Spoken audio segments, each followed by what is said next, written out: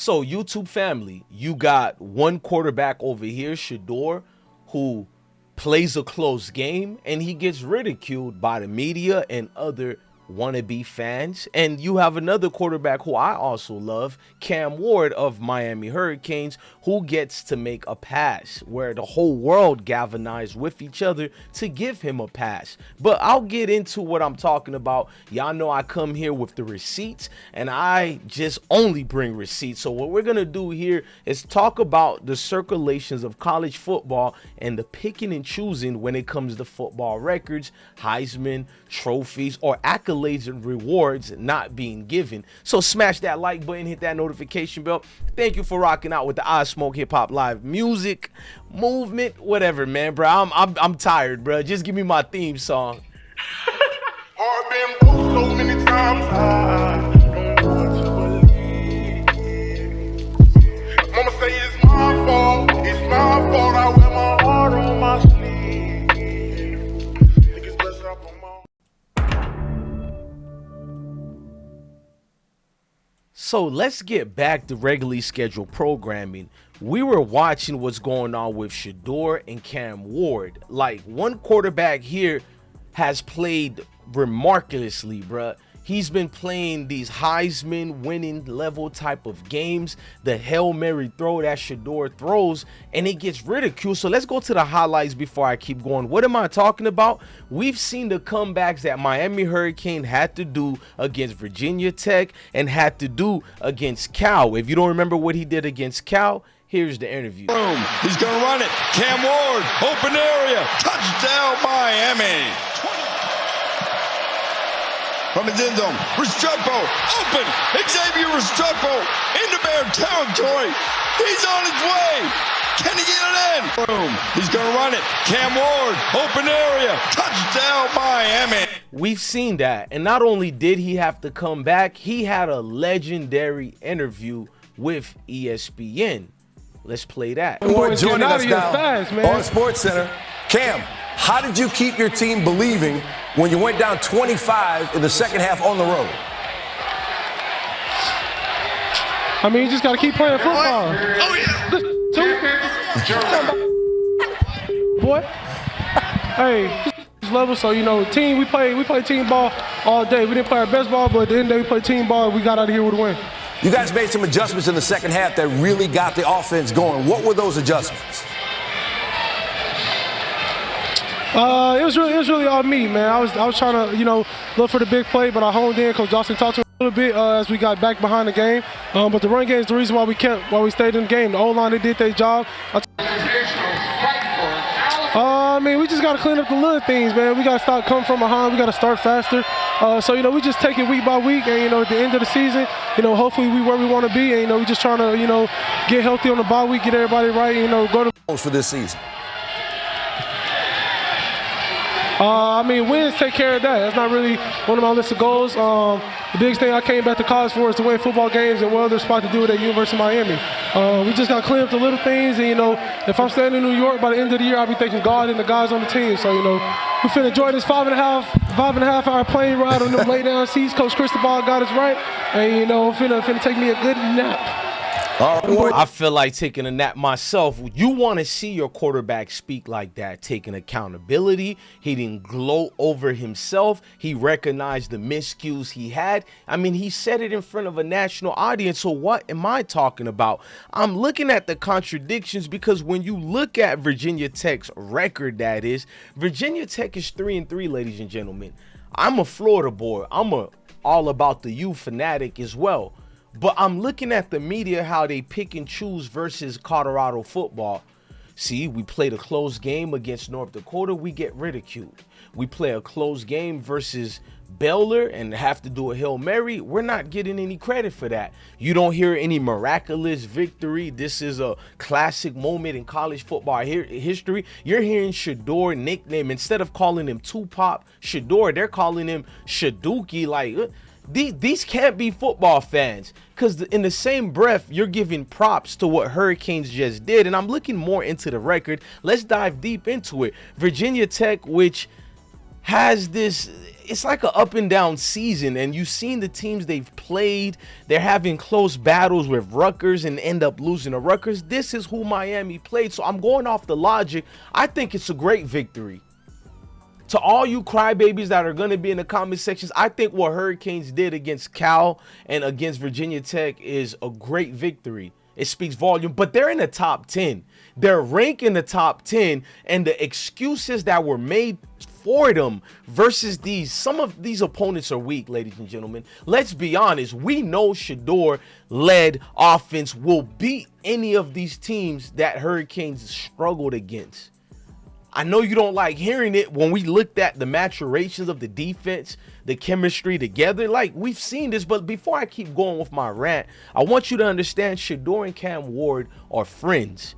Who remember when he beat Colorado and Cam Ward said this right here after beating us last year? He backed up his words, ladies and gentlemen. I was impressed by Cam Ward. Ooh, I know you're not going to throw that bit to Travis, huh? He's not playing DB the whole game. On God he is. That's cool. First thing I'm testing. Okay. Tell you, hey, we're not running that bitch across the goal line either. Man. I'm winning the limit. He ended up beating us with Washington State University. They beat Colorado. Shout out to Cam Ward. And if you guys don't know and you want to be one of these haters and you saying Shadour is bitter about it, he's against Cam and it's back and forth, I'm going to show you how Shadour told Cam to come back to school. He had to be honest with him. Unlike you haters and groupies, Shadour has leadership qualities.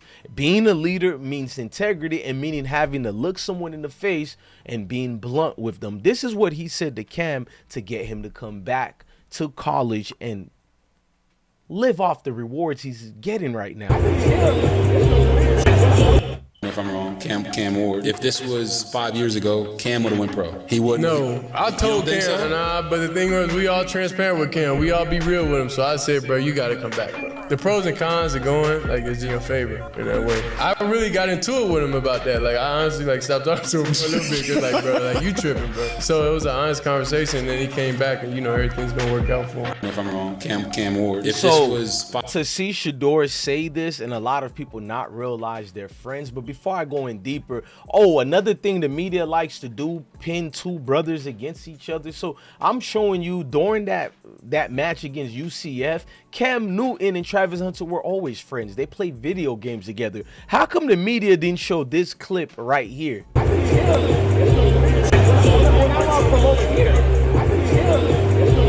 him he was walking in the locker room when he was pulling up on him.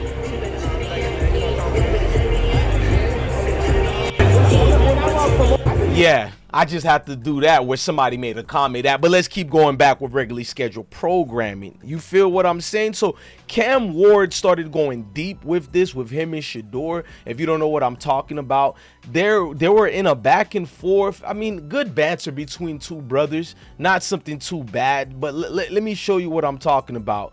This was what was shown right here. Cam Ward, when he came back against Virginia Tech, he did a 2A Quran and 2B Shadour.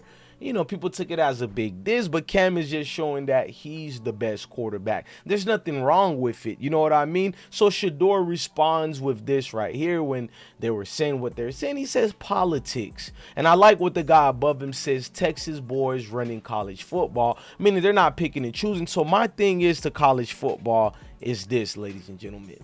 You know what I mean? Deion Sanders has built up a program that needs to be made a movie about. I don't care if they don't win a national championship, but the way they're going on the trajectory, on the traction that they're showing, it's fair to say in the next 7 years, 5 to 7 years, they can very well win a national championship. For you naysayers, you're going to say that's a long time. But we have many universities like Ohio State and many others who haven't won it in that long, but you say nothing.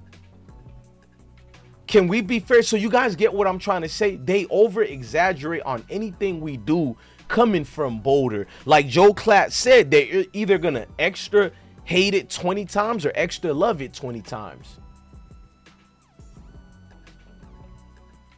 And Deion Sanders in the next, let me backtrack for a moment.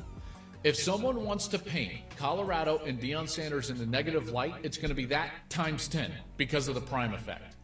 If someone wants to paint him in a positive light, it's going to be that times 10 because of the prime effect. So because of the prime effect, Deion Sanders is like no other. He's in a unique position because not only his prowess as a football player, he's at the top of the echelon of football players, but his mindset, he's been beating college coaches who've been coaching for over 30 years or more.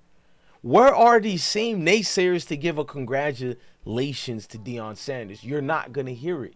They wait for every single loss to nitpick and every single win to, instead of saying great performance like they did the Miami Hurricanes, they came back, he galvanized the truth. No, it's nitpicking on every single angle, and it's bothersome. Like, how are you not looking at this and saying to yourself, what the hell is going on now? I get it, you don't like us, but what's up with this?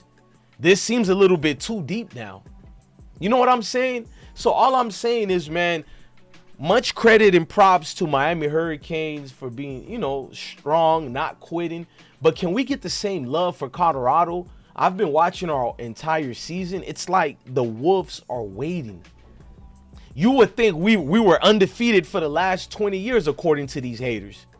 First is Deion Sanders can't coach, Shadour can't play. But when we win, oh, you should have beat them, which it is.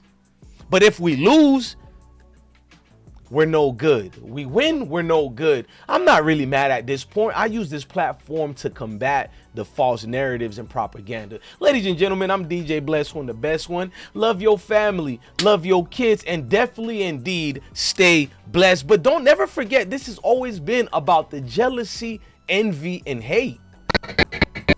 I see the jealousy and hate. I see the jealousy and hate. Fuck that shit, we gon' be straight. Hold up, bitch. I see the jealousy and hate, but I got shit up on my I see the. So you clearly can see the jealousy. You can clearly see the hate. At this point, I think we should embrace it, much like the Miami Hurricanes of the early 90s. You know what I'm saying? When teams like Notre Dame and everybody having press conference about our character issues and flaws, embrace the hate, man. Much like LeBron James of the 2010 Miami Heat, that is, when he had the glasses, the mask, whatever you want to call it, he embraced it. He became something great. Sometimes we have to sit back and be the Green Ranger. I didn't believe in the Power Rangers. I believed in the Green Ranger, Tommy the Green Ranger, that is, of the original Power Rangers. When he beat up all of them, Rita gave him that little magic, and he became, I'm going too deep now through nostalgia, but you get the gist. Right now, I think we need to understand that we're playing against everybody right now, and this is bigger than football. It's deeper than football. I think I said enough, man. Love your family, love your kids, and stay blessed. And what you guys need to do is, you ain't got to do nothing. Just give me my theme song. Heart been broke so many times.